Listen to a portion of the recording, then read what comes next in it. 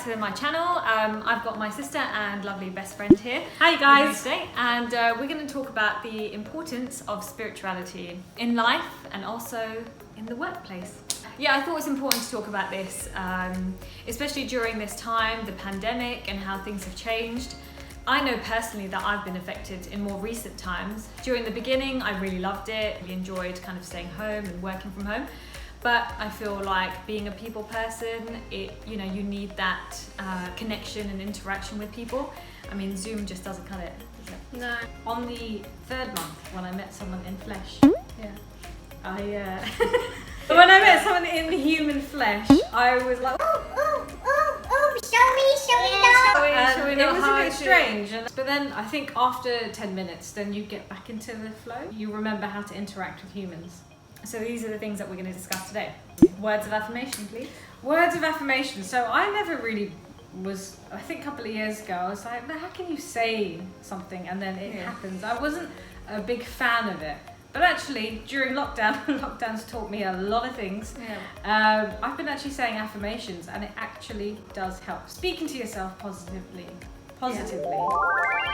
Could you give some examples to our viewers? Say you've got 5 really good friends, and if you rate all of the 5 friends and say 1 is 10, 1 is 9, 1 is 3, but they're just for jokes, but they're actually quite negative. Now the average of that would probably be about 7. And that's pretty much where you're basing yourself. So if you want to be a good person and if you want to be a smart person, successful, you need to be around those people. So the affirmation I'd say, I mean, it's quite personal, but I'll share it because it's my sister's. It's really nice of you, thanks. It's my sister's thing. So my affirmation that I say, I would probably say about 50 times a day. Whenever you just find yourself doing nothing and actually thinking stupid thoughts, I redirect it and say this affirmation. And the affirmation is... Are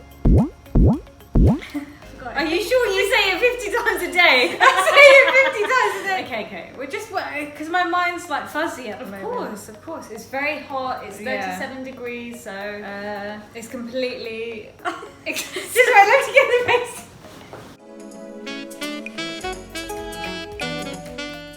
Okay, so the affirmation that I do say, I think I have forgot it because I was just a bit nervous doing this thing. 50 times a day, and I kid you not, I do say this. I bring forward the best, the highest, the most loving people, events, and circumstances into my life. So you just have to direct exactly what you want, and then put that into a couple of sentences. Repeat that every day. The universe will hear it, and then... And the more that you say words of affirmation, you'll start to believe it and it will manifest in real life. So of course it makes you feel better once you keep repeating it to yourself as well. So thanks for sharing that. Okay, next we're going to talk about time for yourself.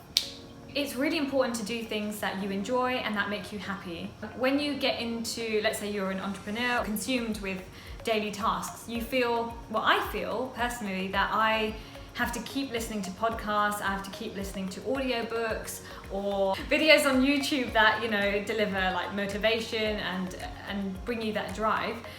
Now, if I don't listen to that and I watch a movie on Netflix or I'm listening to music, I feel guilty. And I think it's really important not to feel guilty, to do things and take time out to enjoy yourself. The next topic is meditation. Something that we strongly believe in. So there's different types of meditation that you can do. You can do guided meditation, something that involves a mantra or vipassana. There's many forms of meditation, and just do whatever's beneficial to you or that helps you the most. What do you do? I do vipassana. I do more mantra meditation. Or just, what I also like to do is just sit in a room, quiet, and just not doing anything. Just sitting and doing silent meditation. Even sometimes when I wash the dishes. That's meditation in itself, where you can just be present, reflect and be present. I think the secret is that, you just touched on it, it's being present. Where you're not thinking about the future, you're not thinking about the past, and you're just absorbing and being in that moment. There's something really interesting that I saw. It's not on TikTok, but it was on TikTok. She's obsessed. It's actually, there's a lot of shit on there. But oh my god! Oh my god!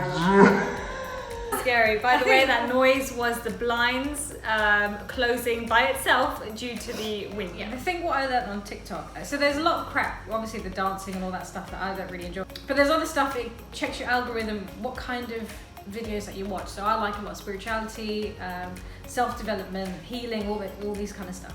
So then all that was flooding my timeline. So I saw something really interesting, and it said, we're actually not scared of situations that happen.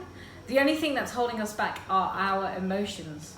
Our emotions. So if we posted a really ugly picture of ourselves on Instagram, social media, or if we fell down the stairs, we're actually not afraid of the actual event, but we're afraid of the emotion that we feel. Don't allow your emotions to take over you. So if you were to go for a job interview, then when you go in, don't be nervous, because that's going to take over you. And if you don't get it, don't be so disheartened, so sad. So any emotions that you have, you just have to remain neutral and balanced.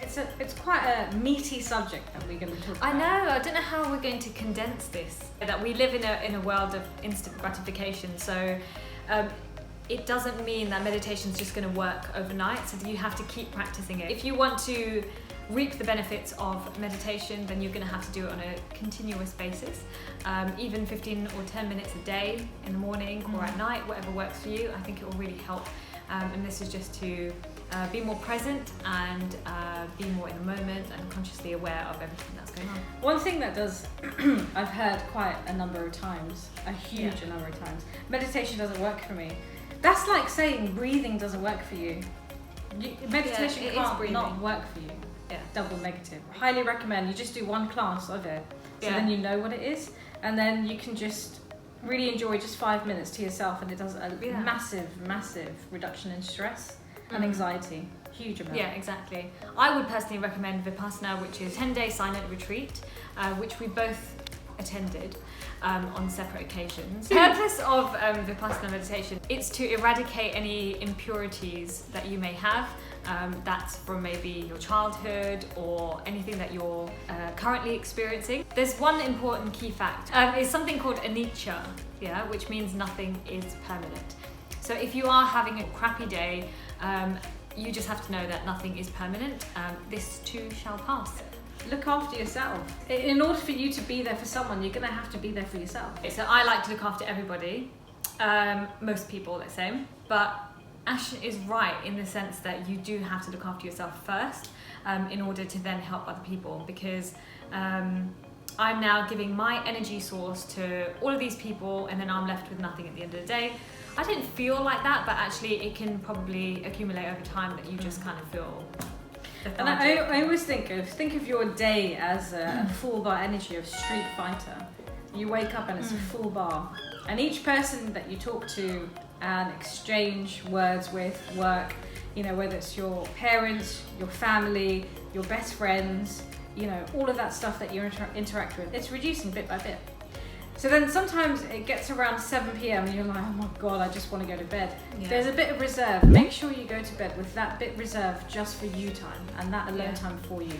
If you go to bed when it's 0 and nothing, there's no way for you to reflect on your day. Before bed, what I like to do as well, close your eyes and then you just think, what would I do different today? If I was no longer in this world tomorrow, what would I do differently? Treating each day as my last. This leads us to our next topic, which is journaling. Do you journal? Journal? Yeah, I've been recently journaling. One of my goals for the end of 2020, hopefully the world won't end by the way that it's going. But I've been journaling, and I've been journaling as if I've already got the goal. Dear universe, thank you, I just purchased my first boat, and we set sail today, and it was amazing, and the decor is amazing, and I've actually been quite descriptive of what my future would look like. So I think it's really important to journal, and I think it's important to also reflect on things that you have achieved, milestones that you've accomplished. Finally, we're going to talk about being kinder to yourself. I suppose something that you've taught me is just rejuvenating or reserving my energy and not giving it away all the time. I think that would be something that I could improve to be kinder to myself. What do you think that you could do to be kinder to yourself? I hope that was helpful. We just wanted to share that with you because we thought it was a really important topic. And thank you, Ashna, for being present with us. I quite enjoyed it. Right, on that note, Thank you so much for watching this video. If you did enjoy this video, please do like it and do subscribe to our channel. Bye!